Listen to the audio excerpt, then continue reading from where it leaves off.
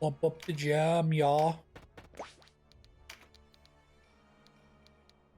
Use donation on your bum. Boink. A lot of needles to go directly into you.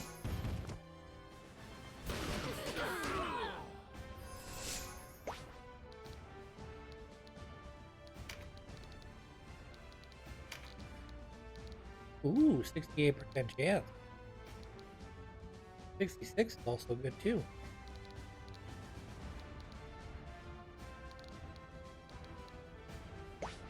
Doesn't hit, it doesn't hit though. What are you gonna do?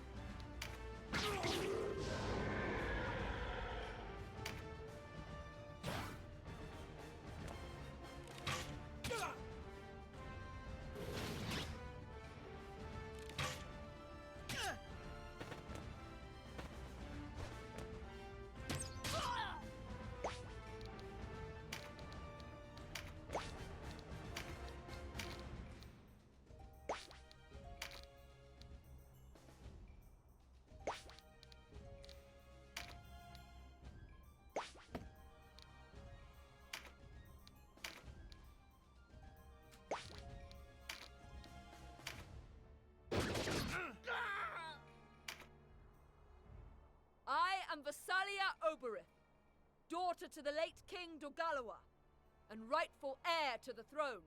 Withdraw your forces, and convey a message to the Regent. The Resistance and I want an end to fighting. We can resolve this with words, not swords. The Lady Versalia herself commands from the front lines. I cannot open this gate, not even by your command, Majesty. I'm not sure how you do that, but Return whence you whatever. came. It looks like our audience with the regent. So be it. Let us show them the strength.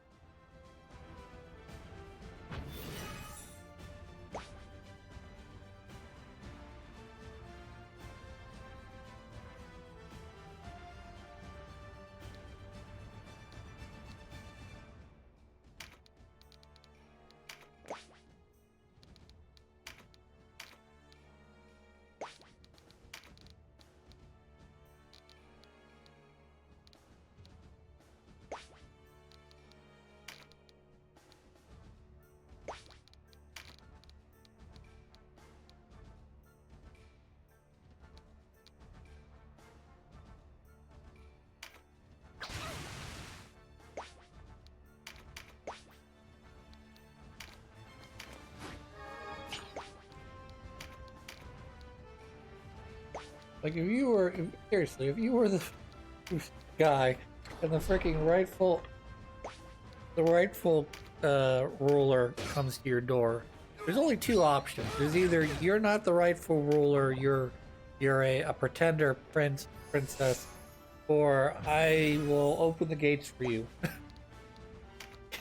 This is like, again, the answer is who you loyal to. If you're loyal to the king and his daughter, you either have to say, okay, you're a pretender to the throne, or you open the gates. You can't really, you know what I'm saying? You can't really go, oh, it's the princess. She's the rightful heir to the throne. I better not do what she says because I can't obey her rules, her law, or her orders. I don't know. Seems odd to me. Seems silly. I know.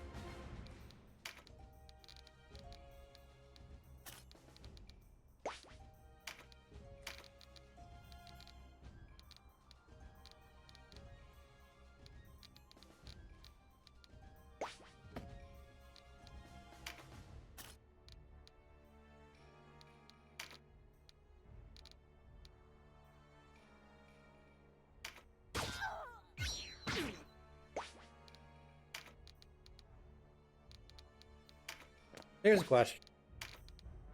What constitutes like a happy ending to a story? You know, like I don't want to stereotype like generations, but I had heard, you know, maybe this didn't work for everybody. Maybe I should. I'll say it anyways. But you take it for what it's worth, a grain of salt, if you will. But I heard that in my grandparents or maybe my great grandparents' generation, story was only a happy ending, or it was only a good ending if in the end the somebody gets married. You know, the protagonist and his love interest get married. You know, they live happily ever after, that sort of thing. You know? And for a romance story, I have to feel like a lot of stories end that way, or that's part of the story. You know what I mean? Like,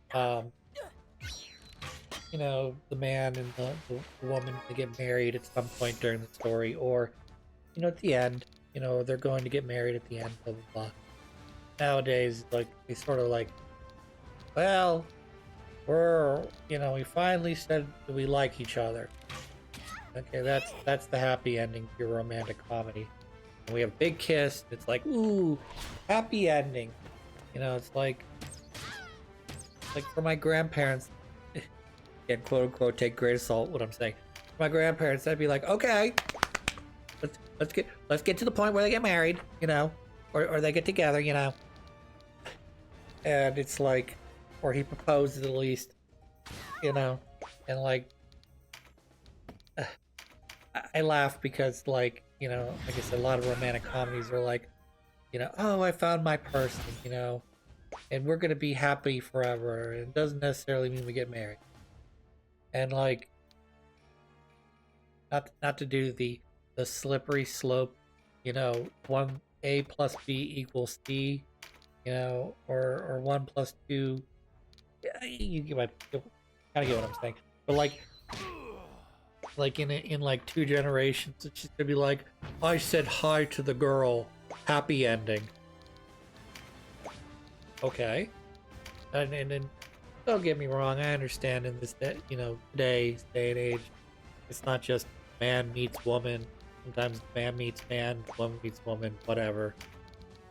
Hopefully, woman doesn't meet robot, but or man meets sex robot. But not the point of that story. But like, what constitutes a happy ending? You know, in a like, say, a non-romantic story.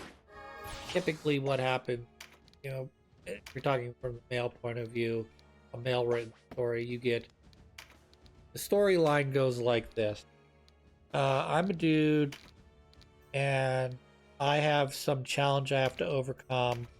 Or someone wrongs me and I need to get revenge. And then I ultimately either overcome or get my revenge. And then everybody's great. You know, the whole Count of Monte Cristo sort of thing. You know, I got my revenge. What did it cost me? It doesn't matter, I got my revenge. You know? And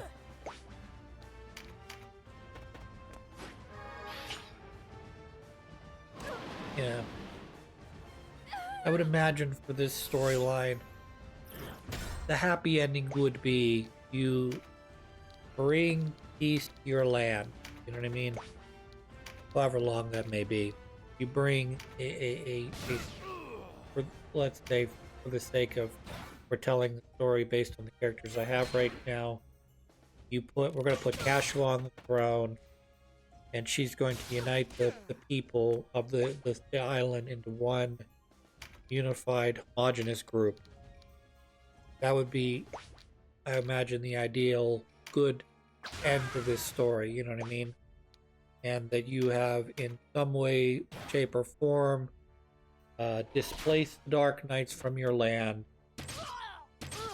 and stopped whatever supernatural ogre they're trying to awaken now. That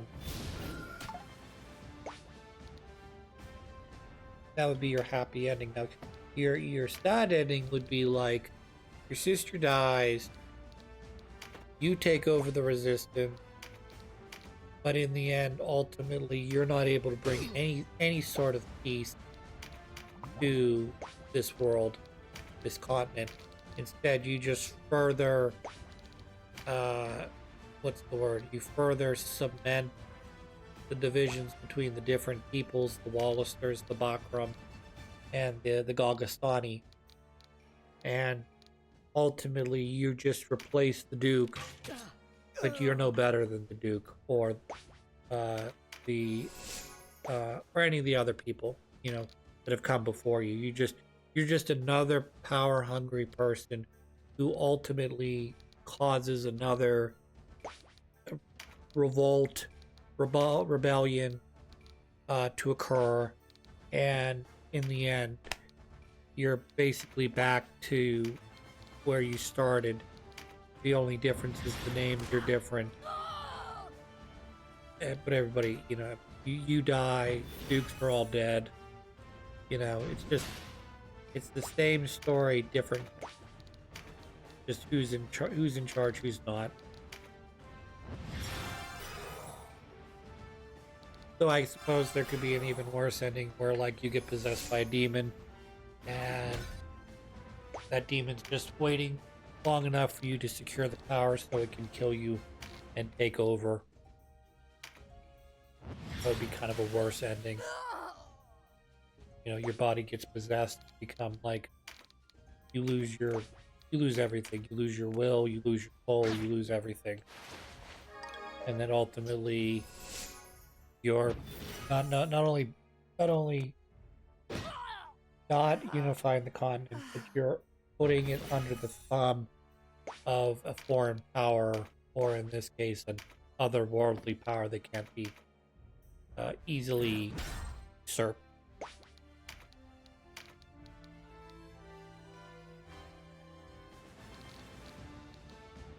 That'd be about the worst ending I could think of, at least for this context. I mean, obviously, you know, if you're talking about reality, what's the worst ending you could think of for, you know, for the current age? Nuclear bombs go off and we set ourselves back, you know, several hundred, if not several thousand years, because everything that is built requires other people. They put up a good fight, but we must. He's not dead yet. He's near death, but he's not dead yet.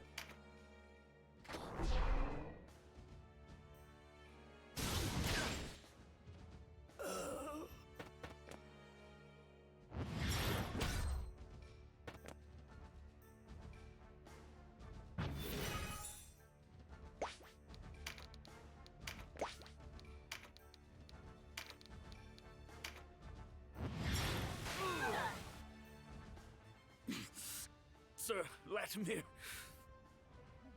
this passes to you now. I guess that's the next guy we're gonna fight for Latimer.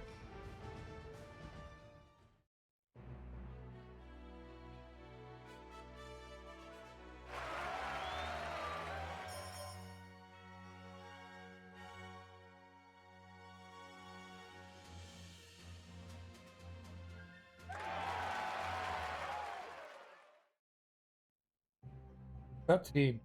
Your Eminence, they've breached the castle gates. Denim goes too far. How stand the Knights of Lotus? You've lost my trust. I hope you've not lost your nerve as well. Or do you fancy taking my city from me, as a coda to losing the princess in Bernicia? Sheathe your anger, your excellency. It serves nothing here.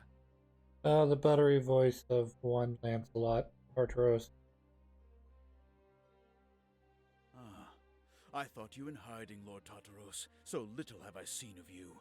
Finally muster the strength to stand in that armor of yours. You appear to be embattled, your excellency.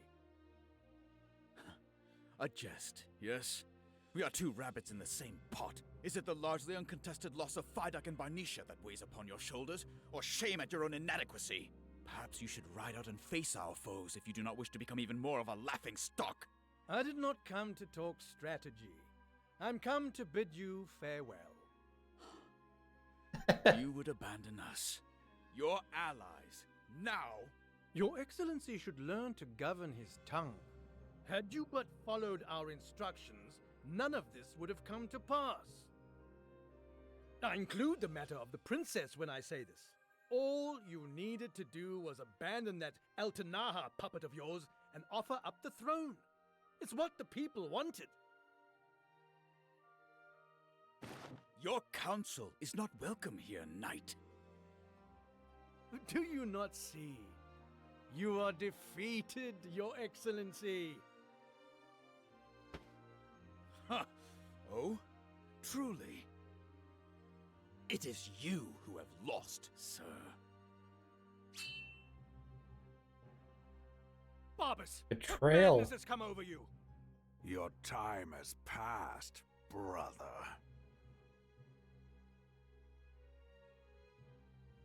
Take him away. Somebody's getting a spanking later.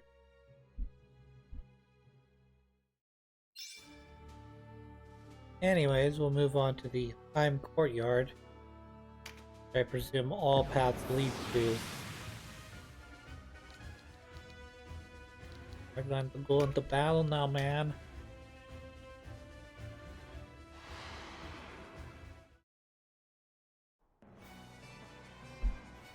Enemies of Heim, your march ends here!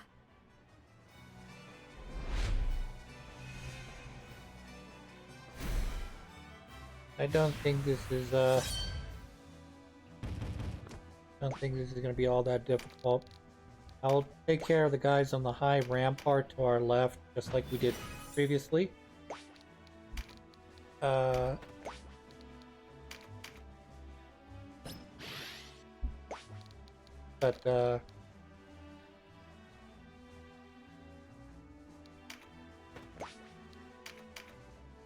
There's not as many dangerous enemies here. Yes, you've got a sorcerer, 2 archers up to the top in that rampart, like I said. We're going to send Canopus up there. We're going to have mages take care of that down below. While ninjas can be sort of troublesome for our mages because they have high attack, they don't seem to be really pushing them into position. So I'm not super concerned about them either. If they were pushing them forward, I'd be a little bit scared. I don't know how well you're going to do. You don't do very well with... Okay, I need you to point up and at the same time, like, you know, through the rampart, if you will. Probably not going to happen.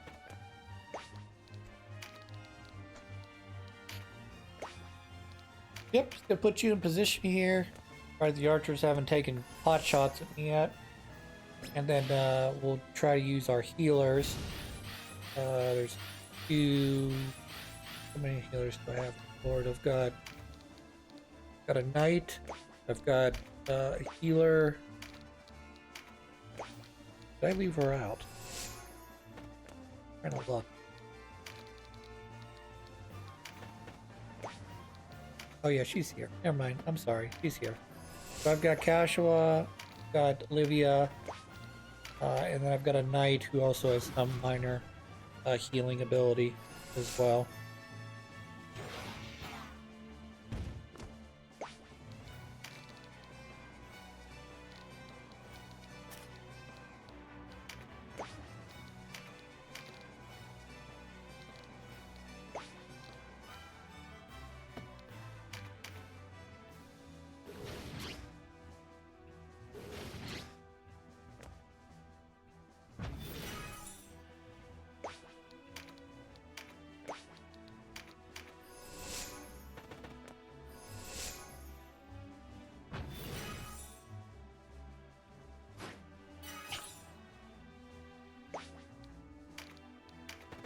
Strange world.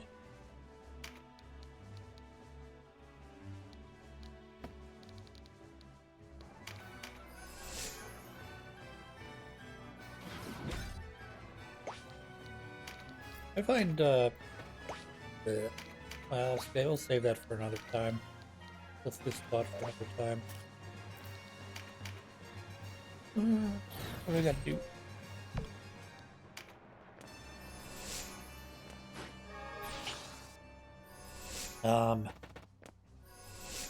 A lot of action.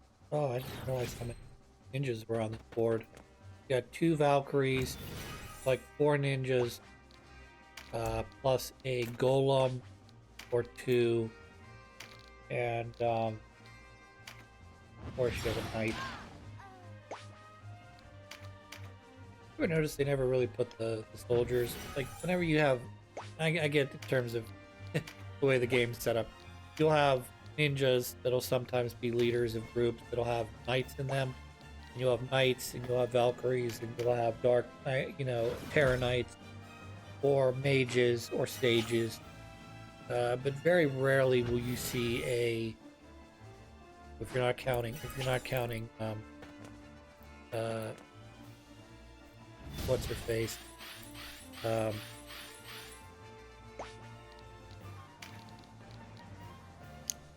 I forgot her name now. Great. You don't usually see any or very many either soldiers or archers as leaders. They tend to, be like underlings. Obviously, Gamp was a monster tamer.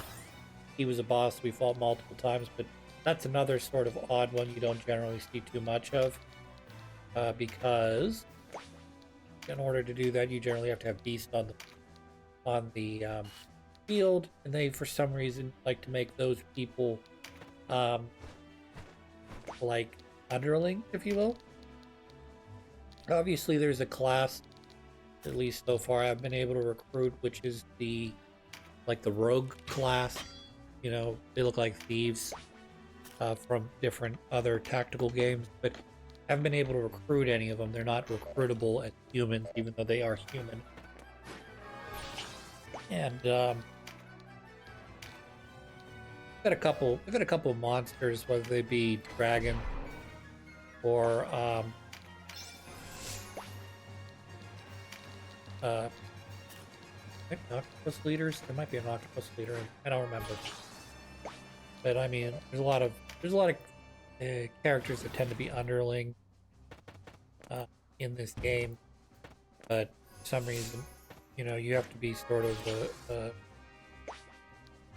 a high tier class in order to be the leader of the group. I suppose it makes sense. I'm not exactly turning Denim into an archer here. His best classes are soldier, followed by, not in the order, but soldier, rune fencer, dark knight, Terra Knight, regular knight. I don't think you can turn them into white knights like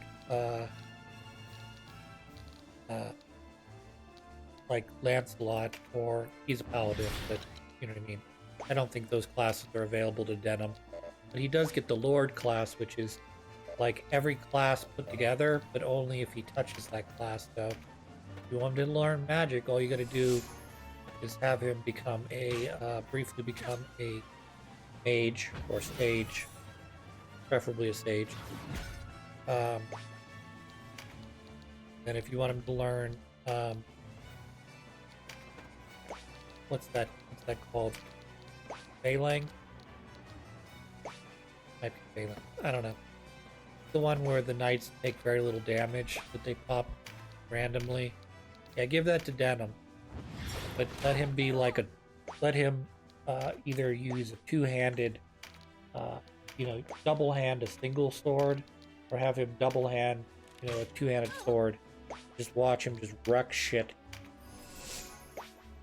As you're taking some of the best abilities from each class and combining them together to create, uber Denim.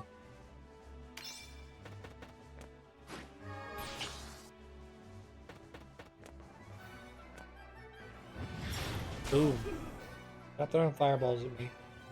Only I'm allowed to throw fireballs. I also have to start thinking about maybe recruiting a golem here.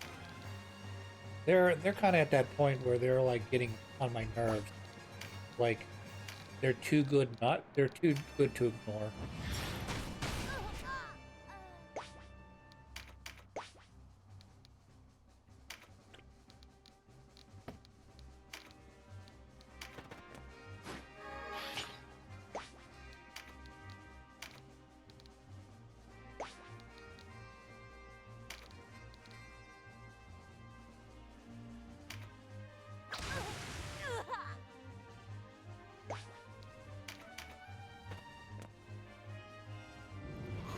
Boom, boom, boom, boom.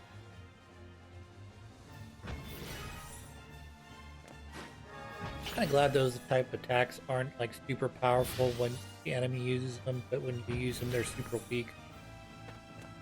Like everything's sort of balanced. You don't ever feel like, oh, good, he's just fucking over the game, or you have to play with, you know, baby toys.